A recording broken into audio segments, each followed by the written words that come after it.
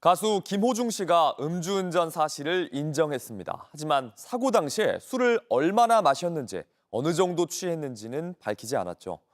운전자가 술을 마셨다고 자백해도 사고 당시 혈중 알코올 농도를 밝히지 못해서 무죄가 된 사건이 있었는데요. 김 씨 측이 이걸 염두에 둔 거란 말이 나옵니다. 김지윤 기자입니다. 지난 2015년 임신한 아내를 위해 크림빵을 사서 가던 20대 가장이 뺑소니 사고로 숨졌습니다. 19일 만에 자수한 운전자는 음주운전을 자백했습니다.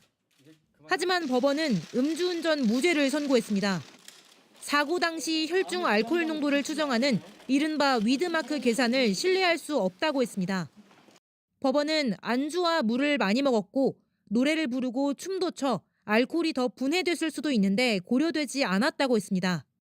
이렇게 법원은 마신 술의 양을 엄격하게 해석하고 있습니다. 김호중 씨를 수사 중인 경찰도 사고 당시 혈중 알코올 농도를 위드마크로 계산하고 있습니다.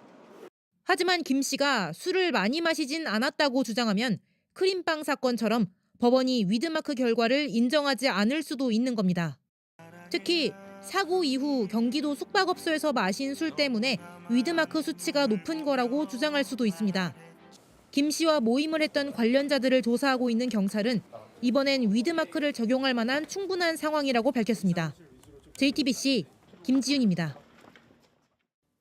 아침엔 앵커 정재우입니다. 지금 이 기사 가장 먼저 매일 아침 7시 반에 보실 수 있습니다. JTBC 뉴스 채널을 구독해 아침엔과 하루를 시작하세요.